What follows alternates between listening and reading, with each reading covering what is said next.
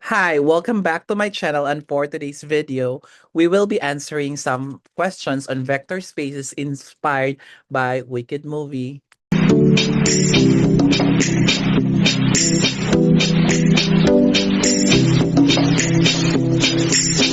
Okay, so this is a true or false question.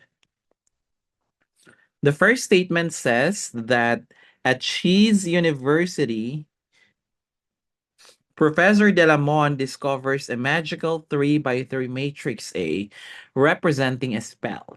He believes that any such matrix can be transformed into a row-reduced echelon form using enchanted row operations. So the question is it true or false? Now, if you think of it, the statement he believes, then that means he is believing that any matrix can be transformed into row-reduced echelon form. In fact, this is actually true.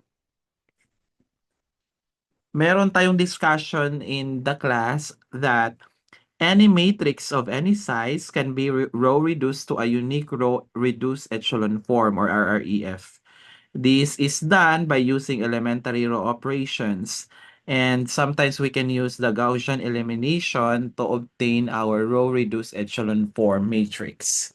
Okay, so the second statement here says that after the class, with Professor Delamont, Glinda and Elphaba discover an amazing secret.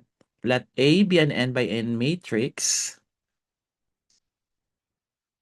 created by the wizard.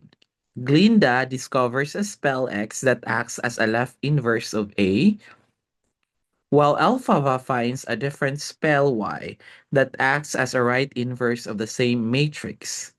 So if both spells successfully undo the wizard's magic, one from the left and one from the right, then the two spells must actually be the same spell.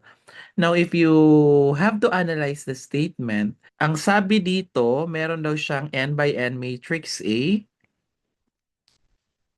na create ng wizard, and it shows here that Glinda discovers a spell X, so it's a matrix, and Elphaba discover a spell Y. And these, according to this, the X acts as a left inverse of A. So, ibig sabihin, X XA would result to an identity matrix because your A here serves as a left inverse. Similarly, your Y here from Alphaba discovery, it serves as a right inverse. Ganon siya.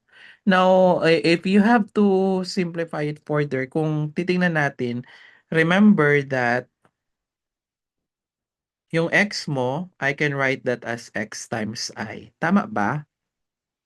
And also, I can write that as X. Tapos yung I ko, pwede kong palitan yan. So, I have AY.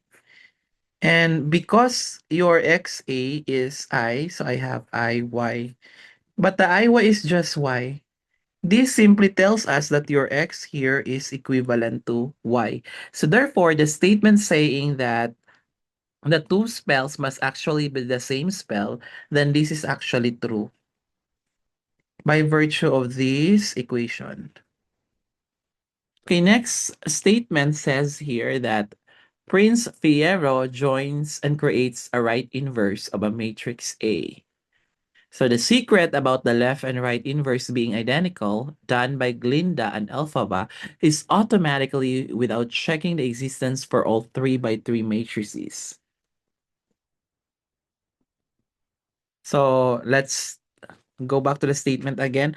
Si Prince Piero daw joins and creates a right inverse of matrix A. So the secret about the left and right inverse being identical done by Glinda and Elphaba is automatically without checking the existence for all 3 by 3 magical matrices. So parang sinasabi na automatic yung mga ganon. The answer for this is false. Bakit? Kasi not every 3 by 3 matrix is invertible. So, ibig sabihin, hindi lahat ng matrix invertible. Hindi lahat meron silang inverse. So the statement left and right inverse are identical requires existence of both, yung kanina. So there are matrices without inverses. In fact, they are called singular matrices. Yung mga matrix na walang inverses. So in this case, the conclusion does not automatically hold for 3 by 3 matrix. In fact, in general, it does not hold for an n by n matrix. So the counterexample for this statement is a singular 3 by 3 matrix. So wala siyang left or right inverse. That's it. After knowing the secret, Bach immediately studies the notion of magical matrices. He studies a magical M by M matrix A. Using a series of enchanted row operations performed legally by the Council of Oz, he transforms A step by step. Now, he believes that any M by M matrix in Oz can always be transformed through these allowed row spells into a row reduced echelon form. So, ibig sabihin daw,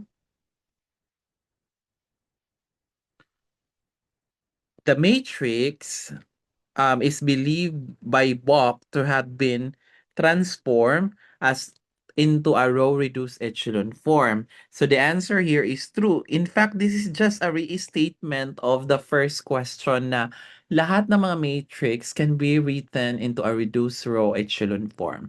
So that is actually true.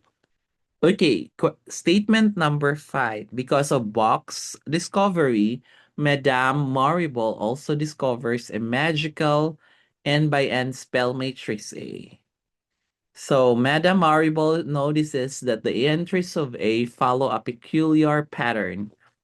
The pattern is whenever a row number is greater than its column number, the corresponding entry is 0. And the spell does nothing in that position. She then calls the spell as lower triangular spell matrix because that is what she learned from her best friend Hungerford, who authored Algebra for Frustrated Scientists.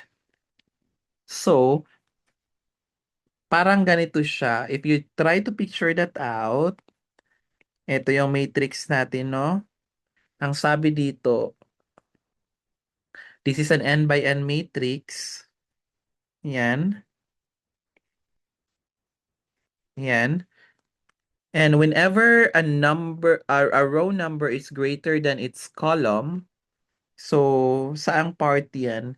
Bali parang kunyari this is the row and this is the column, ibig sabihin your I is greater than J. So let's say for example, if you want to get the 1, hindi naman yan, hindi naman sinasabing I is greater than J, hindi natin to titingnan. Let's say we have 2, 1, so mas malaki si I kay J, so somewhere here is 2, 1, no? Wait lang, mga kunyari, so mga somewhere here. So let's say 3, 1, so mga somewhere here. So ibig sabihin, ang tinutukoy pala na ang sabi dito, whenever a row number is greater than its column, so this area here, the entry is 0. Okay.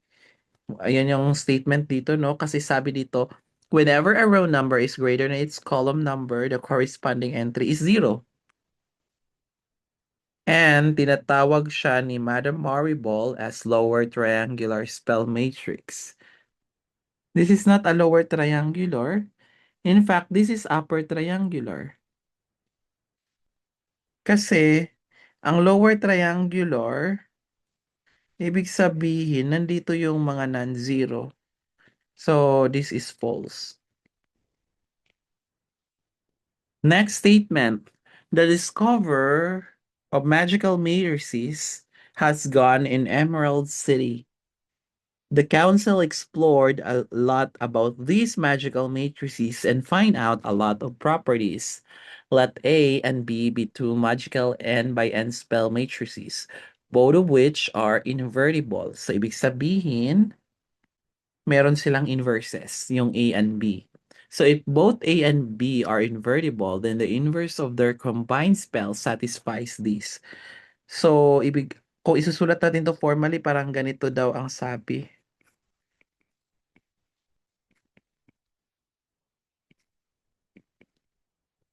Actually, this one here is not. We do have a result already from our linear algebra class that if this is this one, it should be this. So therefore, this statement is false because this is not, I mean, this is not acceptable. This one is acceptable. Kaso ito yung tinutukoy ng statement na yan eh. Now, to show that this is correct, try natin to. So, let's say this is your AB. Tama.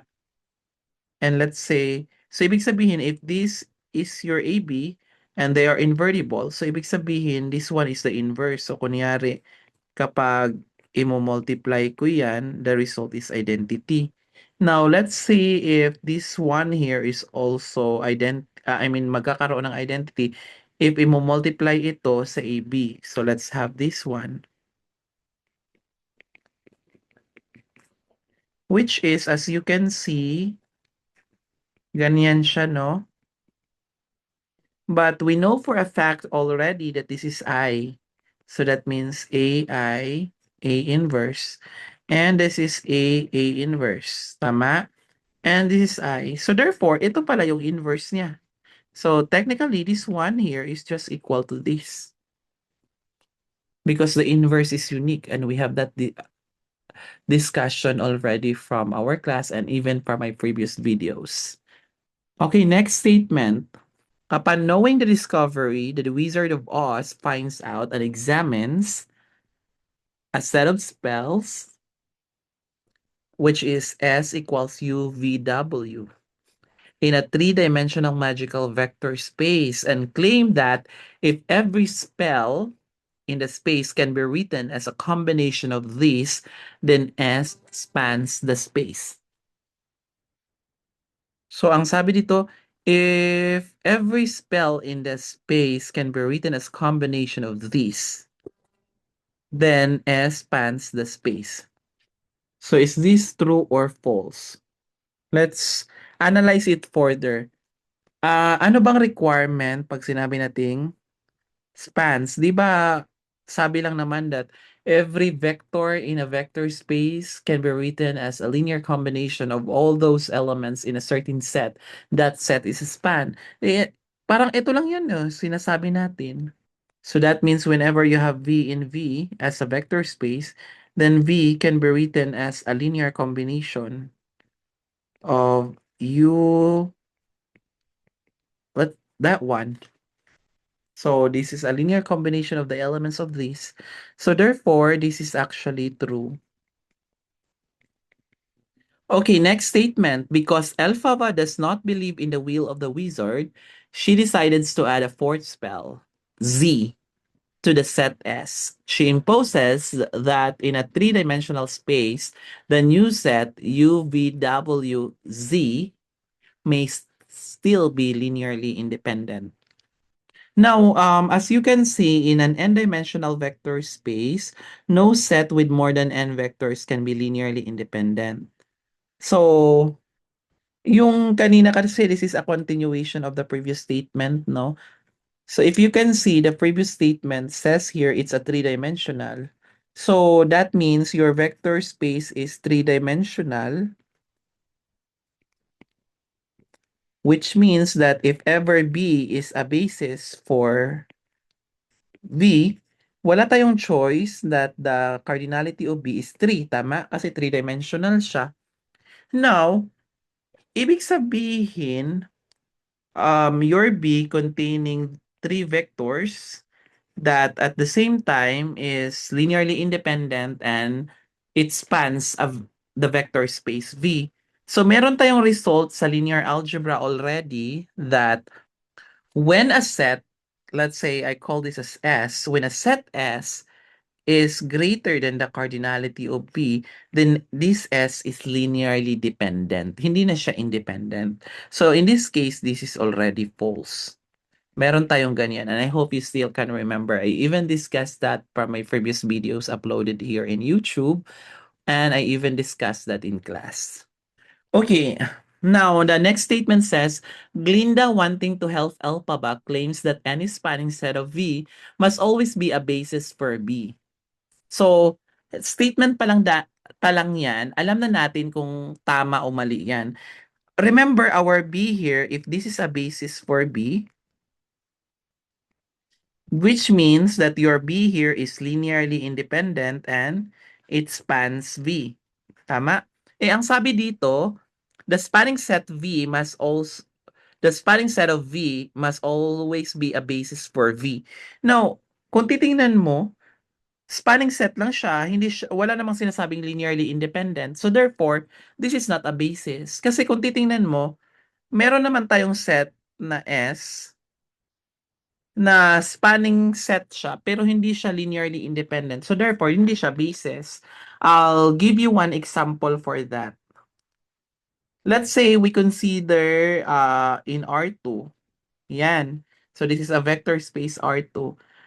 Consider the set, yung set natin is 1, 0, 0, 1, and 1, 1.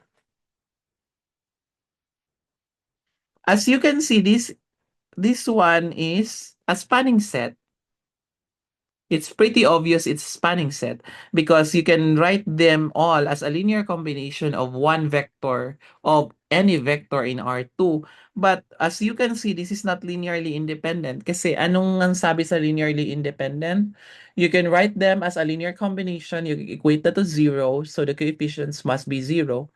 Now, or in other words, we do have result already in linear algebra that if one of the vector in that set is a linear combination of the rest of the vectors, then that set is not linearly independent. So, bakit? Kasi, this is pretty obvious, no? Yung 1, 1 mo can be written as 1, 1, 0 plus 0, 1, 1. So, this guy here, this vector, is a linear combination of these two. So, para mas madali pa rin, kung basic pa lang ang nalalaman natin doon, you can actually write this.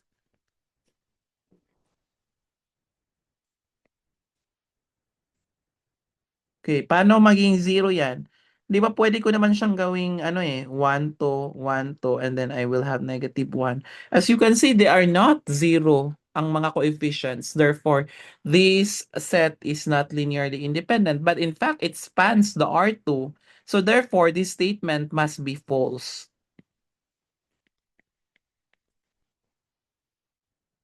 Okay, the last statement here. As they reconcile, Elphaba and Glinda discover a magical subspace property. They know the property that if U and W are subspaces of V, then U plus W is also a subspace of V. Now, let's double check. Ang sabi natin, si U and W are subspaces of V. So, this one and this one. Eh, di ba meron tayong theorem already for a subspace test that uh, U being a subset of V is a subspace if and only if, of course, U is non-empty and let's say A alpha plus beta is an element of U. This is for all alpha and beta in U. So, yan pa lang, pwede na natin yung gamitin on the statement. So, let's say, our U plus W, I can write that as, let's say, X na lang para madali.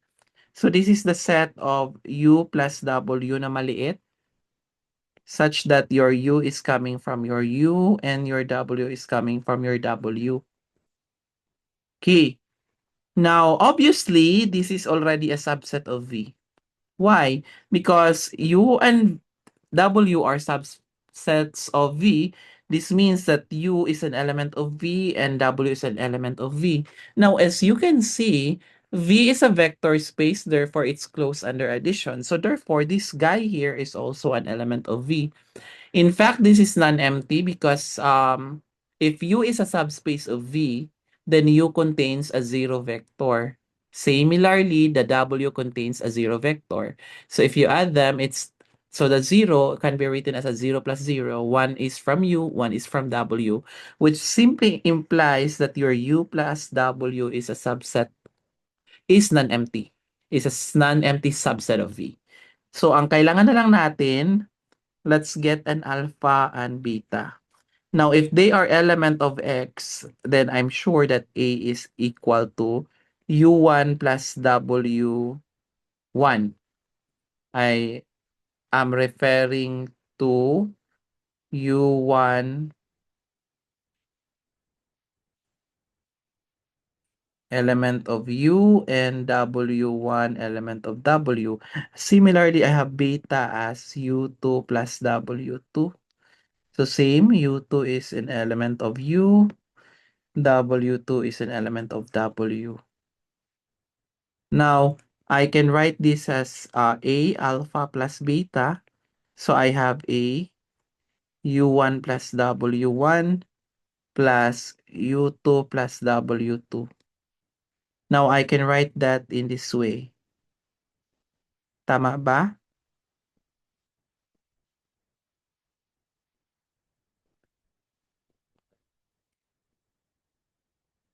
Tama. Now, as you can see,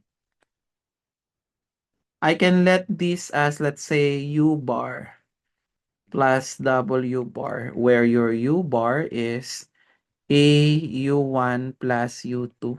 This is an element of U. Bakit? Kasi U is a subspace, therefore it is also a vector space.